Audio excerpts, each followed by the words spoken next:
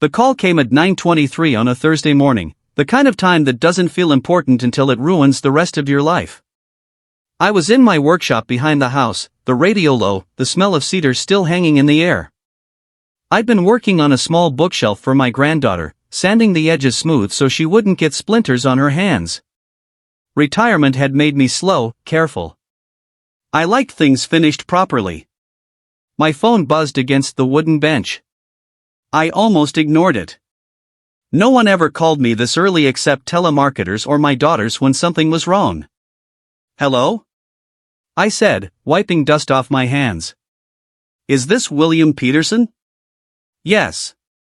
"Mr. Peterson, this is Sergeant Lisa Hartley with the Royal Canadian Mounted Police."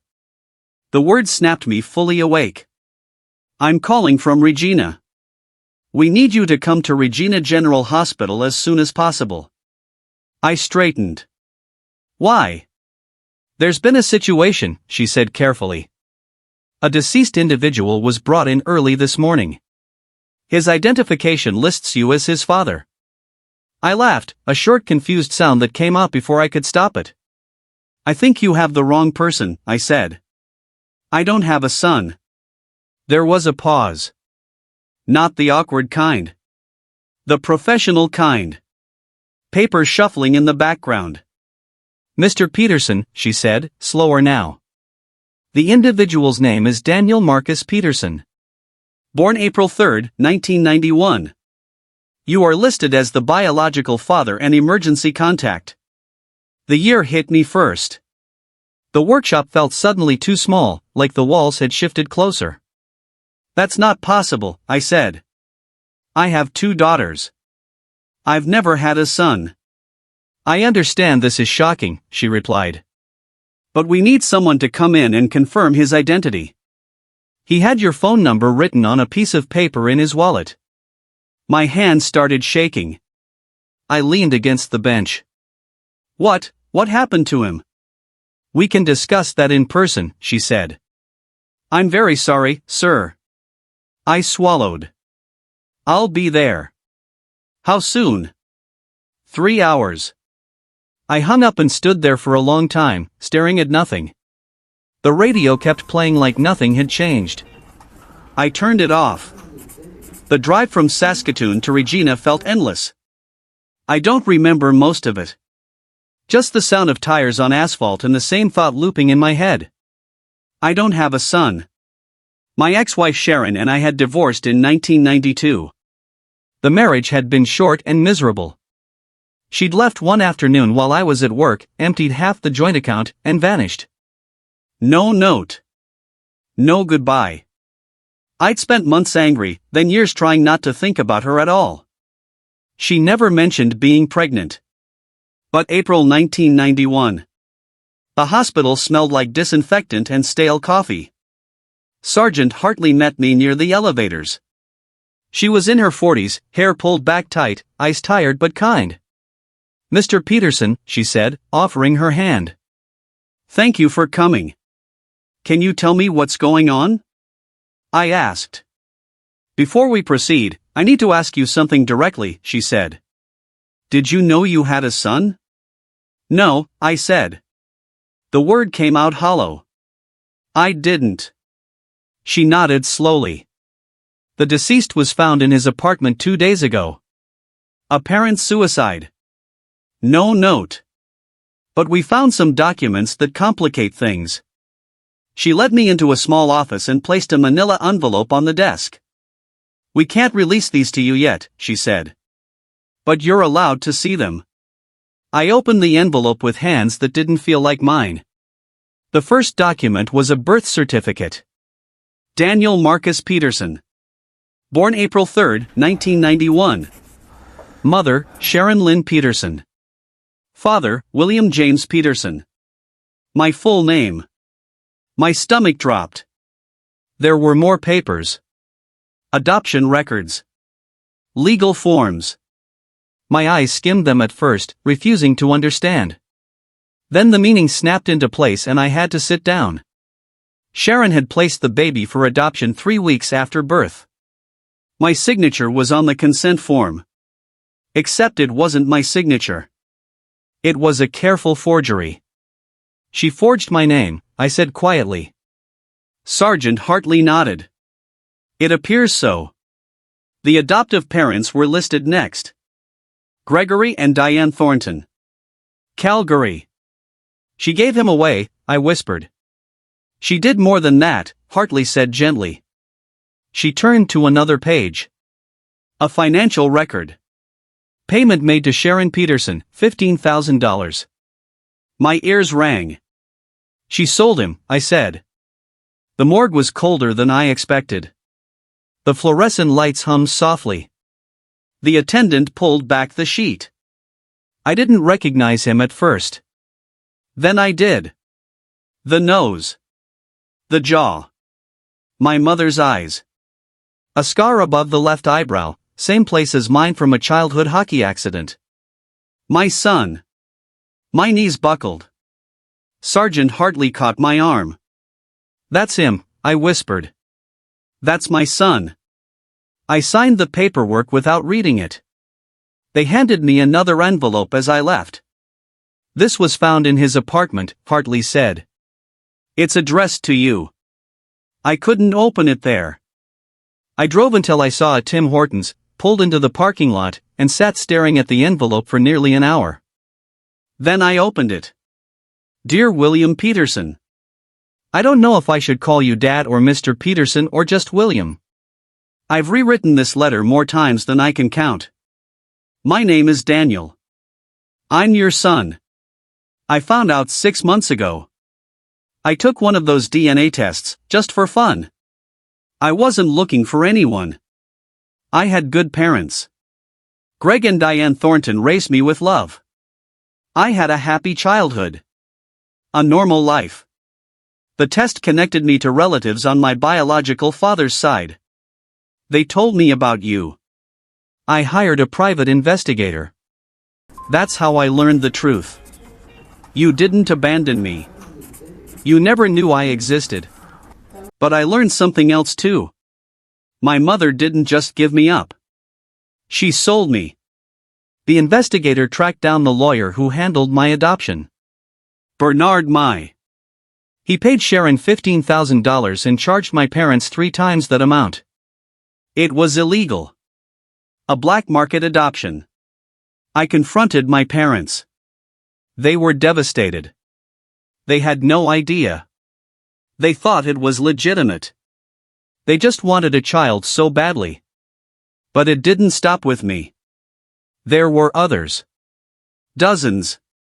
Babies sold the same way over 10 years. The lawyer kept records. Hidden ledgers. I gave everything to the RCMP 3 weeks ago. They're building a case. I tried to meet you. I drove to your house twice. I sat outside and couldn't bring myself to knock. How do you introduce yourself to a father who never knew you existed? I found my birth mother too. She laughed when I told her who I was. She said she made a smart decision. I can't live with that.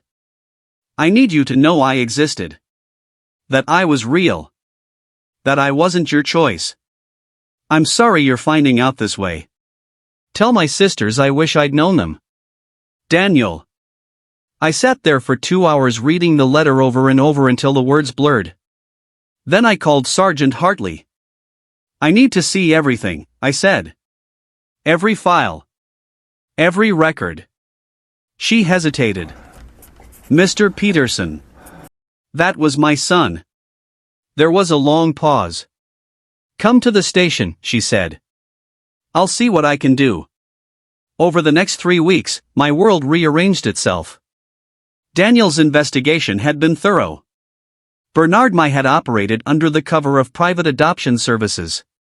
A nurse at Regina General Hospital had identified vulnerable mothers and steered them toward him. Young. Alone. Scared. They were offered money. Told it was normal. Told it was legal. It wasn't. 37 children had been sold between 1988 and 1998. Daniel had uncovered most of it before he died. Mai was arrested in December. The nurse followed in January. Charges included human trafficking, fraud, forgery, conspiracy. Sharon disappeared again. The address Daniel found was no longer valid. I don't know what I would have said if I'd found her. I met the Thorntons in Calgary. Gregory shook my hand with trembling fingers. Diane cried before she could speak. We didn't know, she kept saying. We loved him so much. I know, I said. And I meant it. They told me about Daniel's childhood. His kindness. His love for teaching. His habit of helping strangers without being asked. At the funeral, I met people who loved him. His girlfriend. His students. His soccer team. Everyone said the same thing. He was a good man. I stood beside his coffin and wondered how someone so good could carry so much pain alone. Telling my daughters was the hardest part. Caroline cried. Rebecca got angry. Then they both held me like I was the one who needed comfort.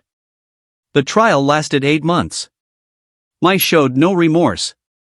Neither did the nurse. Sentences were handed down. It didn't feel like justice. But it was something. I used the settlement money to start a foundation in Daniel's name. We helped families find the truth. Reunited parents and children separated by lies. Some stories ended with tears. Some with relief. All with truth. Last spring, we spread Daniel's ashes into the Saskatchewan River. My daughters were there. The Thorntons. His friends. As the water carried him away, I realized something. I never got to be his father. But I could still honor his existence. I keep his letter in my wallet now. The paper is worn thin. Sometimes I take it out and just hold it. I never had a son. But for 32 years, I did. And that will always matter. I thought the pain would dull with time. People always say that. They say grief softens, that sharp edges wear down if you give them long enough. What they don't tell you is that some grief doesn't fade. It changes shape. It becomes something you carry instead of something that cuts you open. You learn how to move with it, how to sit with it, how to breathe around it. After the trial ended, when the news vans disappeared and the reporters stopped calling, the quiet came back. That was the hardest part. Silence leaves room for imagination, and imagination is cruel. Every ordinary moment became a reminder of what I'd missed. I'd see a father teaching his son to drive and feel something twist inside my chest. I'd hear a young man laugh in a grocery store aisle and wonder if Daniel sounded like that when he was relaxed. I caught myself listening for his voice in crowds, as if my body still expected him to exist somewhere nearby. The foundation gave me somewhere to put that feeling. Purpose is a strange thing. It doesn't heal you, but it keeps you moving forward when standing still would crush you. We started small. 1 lawyer. 1 investigator. A phone line that rang more often than I expected. The first call came from a woman in Manitoba. She was 42 and had always known she was adopted. Her adoptive parents were dead. She had no records. No names. No story. All she had was a feeling that something about her adoption never made sense. When we ran her DNA, it matched one of the names in my ledgers. She cried when I told her. Not because she was angry. Because someone had finally confirmed that her life wasn't a mystery anymore. That there was a reason things didn't add up. That became the pattern. Every reunion was different. Some were joyful. Some were messy. Some ended in silence after the first meeting. But every single person said the same thing. I just wanted to know. That was it. Not revenge. Not money. Not punishment. Truth. One evening, about 6 months after the funeral, Caroline came to visit with her husband. They sat at the kitchen table while I made tea. She watched me for a long time before speaking. I keep thinking about him, she said. About what kind of uncle he would have been. I nodded. Me too. She reached across the table and took my hand. You know this isn't your fault. I wanted to believe her. Intellectually, I knew she was right. Emotion doesn't follow logic. Emotion follows absence. Rebecca came the following month. She brought old photo albums from our childhood. Pictures of me holding them as babies, sitting on the couch with bottles, smiling and exhausted. She spread them across the living room floor. He should have been here, she said quietly. Yes, I said. He should have. The foundation grew faster than I ever expected. Media picked up the story again when several provinces announced reviews of private adoption practices. Lawmakers called. Advocacy groups reached out. People who'd been afraid to speak finally felt safe enough to tell their stories. Sometimes, late at night, I wondered if Daniel knew how much he would change just by asking questions. If he understood the ripple effect of his curiosity, his refusal to let the truth stay buried. He'd thought his story was small. Personal. It wasn't. It was a crack in a wall that had been standing for decades. The first anniversary of his death came quietly. No cameras. No speeches. Just family. We gathered at the river again, standing in the same place. The water moved the same way it had before, indifferent to our loss. Emma came too. She stood beside me, hands clasped tightly in front of her. She'd cut her hair short since the funeral. Grief had reshaped her, too. He used to say you'd like this place, she told me. He said it felt honest. I smiled sadly. I wish he'd told me himself. She nodded. Me too. Before we left, she handed me a small notebook. I think you should have this. It was Daniel's. Pages filled with notes, half-written thoughts, questions about identity and belonging. On the last page, written in careful handwriting, was a single sentence. Truth is heavy, but it's lighter than a lie. I carry that sentence with me now, the same way I carry his letter. People still ask me if I forgive Sharon. I don't know how to answer that. Forgiveness suggests closure, and this story doesn't have that. It has consequences. It has impact. It has a future shaped by what happened, but it doesn't have an ending where everything makes sense. What I do know is this: erasing someone is the deepest form of violence. It steals not just their past, but their potential. It steals connections that were meant to exist. Conversations that never happened. Love that had nowhere to go. Daniel existed. That matters. He mattered.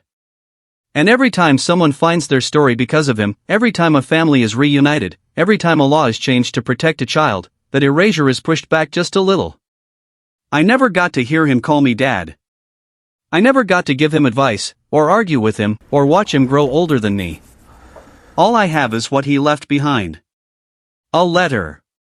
A truth. A responsibility. So I tell his story. Over and over. Not because it hurts less, but because it hurts for a reason. Because somewhere, right now, there is a father who doesn't know he has a child. A child who doesn't know where they came from. A truth waiting to be uncovered. And if this story reaches them before it's too late, then Daniel is still doing what he set out to do. Making sure no one else disappears without being known. Making sure no one else has to die just to be heard. That's what remains. That's what I hold on to. My son lived. And because he lived, others finally get the chance to know who they are. There are mornings now when I wake up and, for a split second, forget. The light comes through the window the same way it always has. The house creaks as it settles. For that brief moment, my life feels exactly as it did before the call. Then the memory arrives, quiet but absolute, and the day reshapes itself around it. I've learned not to fight that moment. Fighting it only makes the rest of the day harder. Instead, I let it pass through me. I make coffee. I sit at the table. I read the paper. Ordinary acts, stitched together, are how you survive something extraordinary. Sometimes people recognize my name now. They ask about the foundation. They ask about the case. A few have asked about Daniel, what he was like. I tell them the truth. I'm still learning, I say. Because I am. I've learned that a person can be loved deeply by one family and still ache for another. That gratitude and grief can exist side by side without canceling each other out. That truth doesn't arrive gently, but once it's here, it refuses to leave. I've learned that systems don't break all at once. They fail quietly, one unchecked signature at a time. One assumption. One official who doesn't look too closely. One person who decides convenience matters more than a human life. I've learned that courage doesn't always look like confrontation. Sometimes it looks like a young man sitting alone at a desk, deciding to ask questions even when the answers might destroy him. Daniel did that. He could have stopped once he knew who I was. He could have closed the door and protected his peace. No one would have blamed him. Instead, he kept going. He looked beyond himself. Beyond his own pain.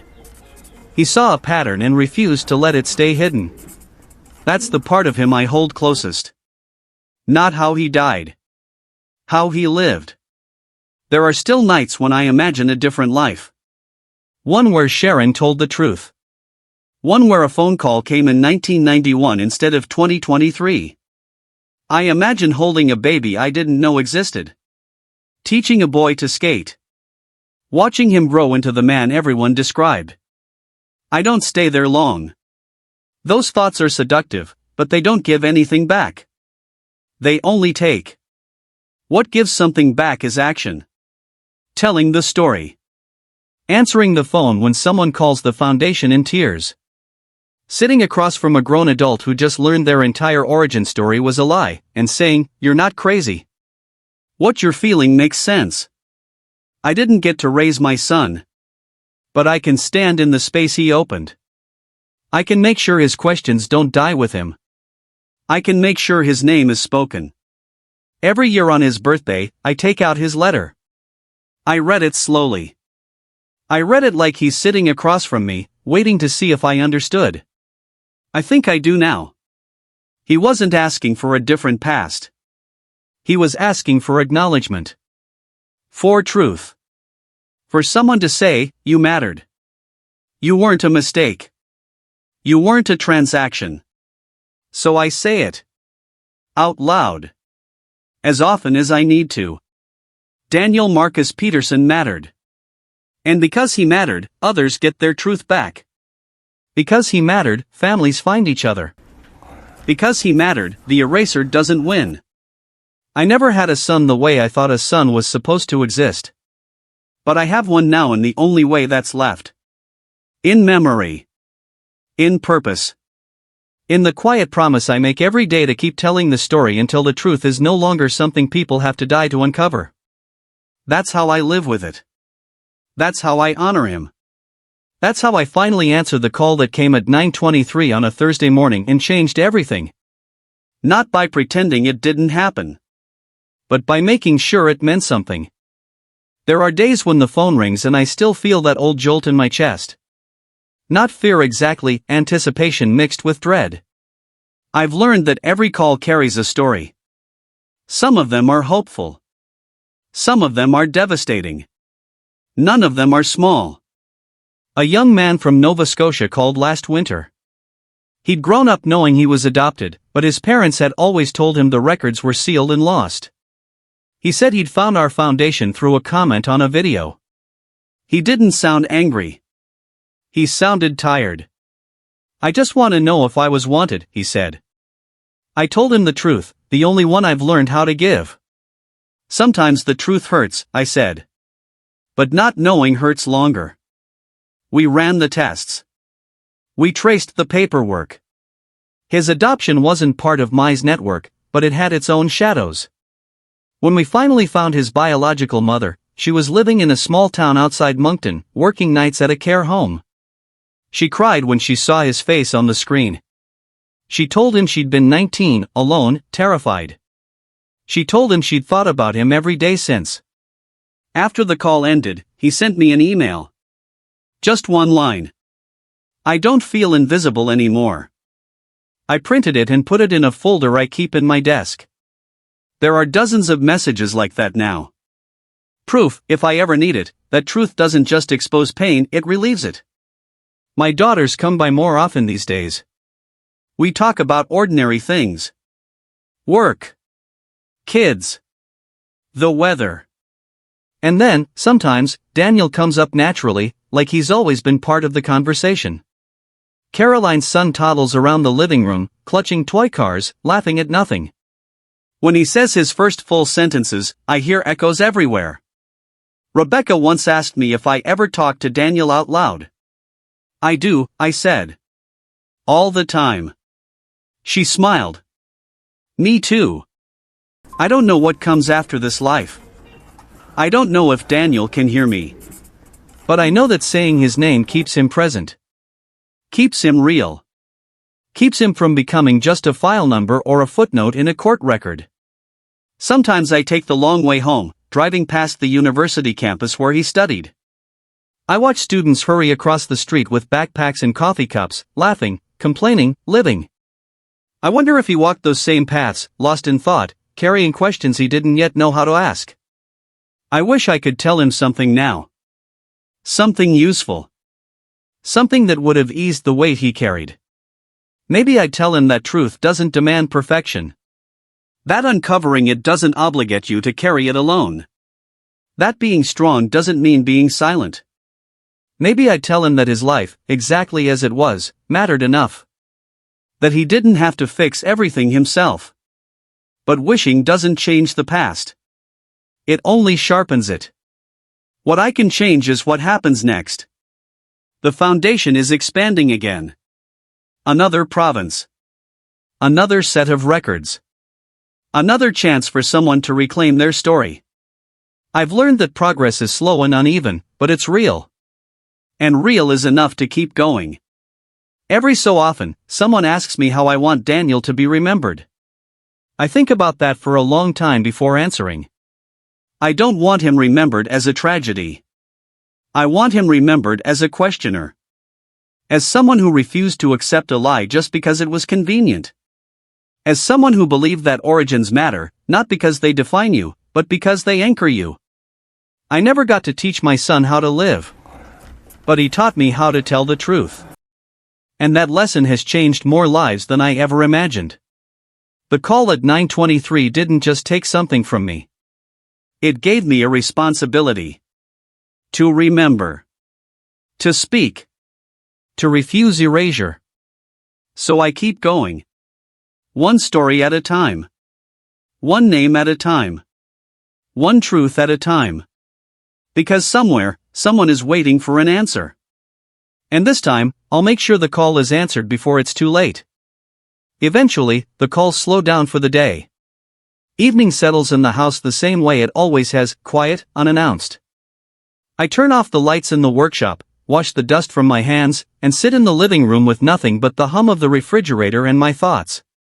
This is when Daniel feels closest. Not in the noise of meetings or interviews or paperwork, but in the stillness. In the moments where there's no one to be strong for. No one to explain things to. Just me and the shape my life has taken. I think about the man I was before all of this. Comfortable in the idea that my past was finished. That the important chapters had already been written. I believed that at my age, life was mostly about maintenance, keeping things running, preserving what was already there. Daniel proved me wrong. He showed me that the past is never really past. It waits. It accumulates interest. And when it finally arrives, it doesn't ask if you're ready. Some nights I sit with his notebook open on my lap, rereading the questions he wrote to himself. Questions about identity, about inheritance, about whether love is something you're born into or something you earn over time. He never answered most of them. He left them open, unfinished. At first, that felt unbearable. Now I understand it differently. Some questions aren't meant to be answered by one person. They're meant to be carried forward. The foundation board wanted to name a scholarship after him last year. For students going into education, students who wanted to teach literature, like Daniel did. They asked me to write a short statement about why. I sat with that blank page for a long time. In the end, I wrote this. Daniel believed words mattered. He believed stories shaped who we are and how we treat each other. This scholarship exists because asking where you come from is not selfish. It's human. They approved it without changes. Sometimes, late at night, I imagine an alternate version of him. One who knocked on my door instead of writing a letter. One who stood awkwardly on the porch, hands in his pockets, unsure what to say. I imagine myself opening the door. I imagine the silence between us. I imagine saying, "Come in." That imagined moment hurts less now than it used to. It's still painful, but it's softer, like an old bruise instead of a fresh wound. I don't try to replace it with fantasy anymore.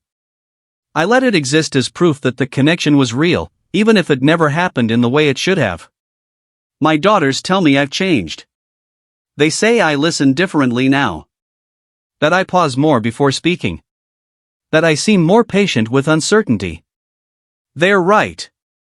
Daniel taught me that certainty is often a luxury built on someone else's silence. If there's one thing I wish people understood about stories like this, it's that they don't end with court dates or sentencing or foundations. Those things matter, but they're not the conclusion. The real ending happens quietly, inside people. It happens when someone finally says, "I'm adopted," and doesn't feel shame. It happens when a parent admits a secret and chooses truth over comfort. It happens when a grown child realizes that being wanted and being kept are not the same thing, and that neither defines their worth. Those endings don't make headlines. But they change lives. I never stopped missing my son. That part doesn't improve. What improves is my ability to carry the missing without letting it hollow me out. Without letting it turn into bitterness or silence. I carry it by speaking. By listening. By remembering. Every story we uncover, every family we help, adds another thread to something larger than my grief. It turns loss into connection. Absence into presence. Daniel didn't get to live long enough to see what he started. But he started it. And that matters more than I can explain. So when people ask me now who I am, I don't just say retired carpenter, or father of 2 daughters, or founder of a nonprofit. I say, quietly, honestly, I'm Daniel Peterson's father. I didn't get the years I should have had. But I got the truth. And I got the chance to make sure his name doesn't disappear again. As long as I'm here, it won't. There are times when I catch myself smiling for no clear reason. It usually happens when I'm doing something ordinary, standing in line at the hardware store, watering the garden, watching the sky change color at dusk. For a moment, I feel connected to something larger than my own grief. As if Daniel's presence has settled into my life not as a wound, but as a quiet companion. I used to think love was something you built through shared time. Years of dinners, arguments, laughter, routines. I still believe that. But I've learned there's another kind of love, too. The kind that forms instantly when truth collides with blood. The kind that doesn't need memories to exist. I didn't raise my son, but I recognize him everywhere now. In the courage it takes for someone to speak up. In the careful way people choose words when they're trying to be honest. In the determination to fix something broken even when the cost is personal. Daniel didn't leave me instructions. He didn't tell me what to do next. He just trusted that once I knew the truth, I'd know what to do with it. That trust humbles me more than anything else. On my desk at home, there's a framed photo the Thorntons gave me. Daniel at 16, standing awkwardly in a school gym, holding a soccer ball under one arm, smiling like he wasn't sure where to put his hands. It's not a picture I took. I wasn't there. And yet, somehow, it feels like mine. Sometimes I talk to that photo. I tell him about the people we've helped. About the families who found each other. About his nephew who shares his name and has his same serious eyes. I tell him he did good. I tell him I'm proud. And when the house is quiet and the day is done, I sit with the truth that once terrified me. I did have a son. For 32 years, he lived in this world without me, and still became someone worth knowing. Someone worth remembering. Someone who changed things simply by refusing to let a lie be the final word. That doesn't erase the loss. Nothing ever will. But it gives it shape. It gives it purpose. And that, I've learned, is how you survive something that should have broken you. You carry it forward. You speak the name. You make sure the story doesn't end in silence. Daniel Marcus Peterson existed. He mattered. And as long as I'm here to tell it, that truth will remain. When I look back now, I understand that the most dangerous lie in my life wasn't the one Sharon told on paper.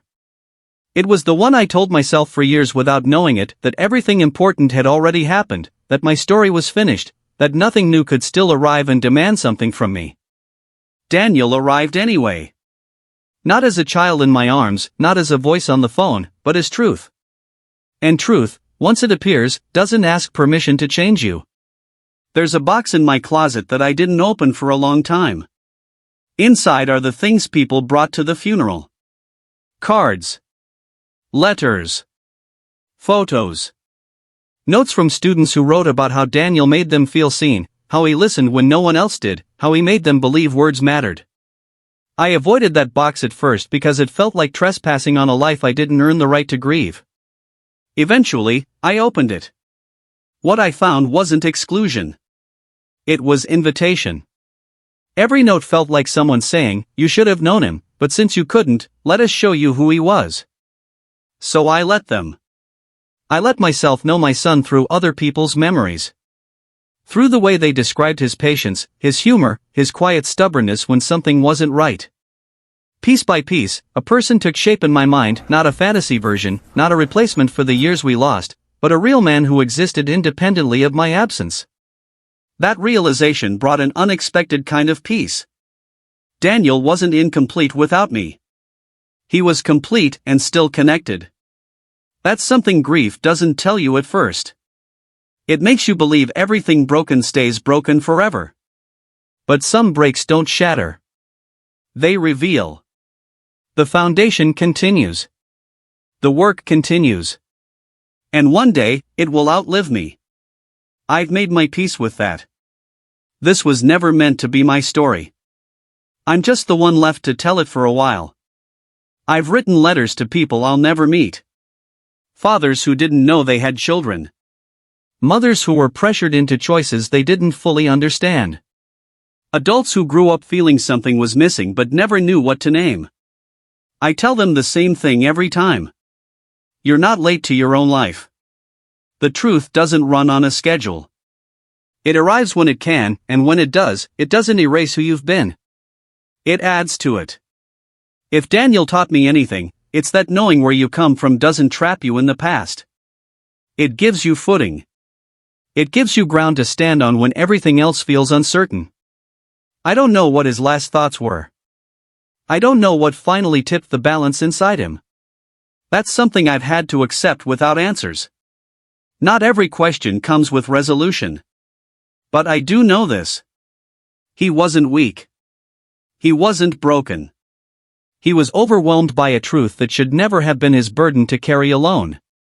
And because of that truth, because he refused to ignore it, dozens of other people don't have to carry theirs in silence. That matters. It will always matter. So when I hear his name now, spoken by my grandson, written on scholarship applications, mentioned quietly by someone who found their family because of him, it doesn't just hurt. It steadies me. It reminds me that erasure failed.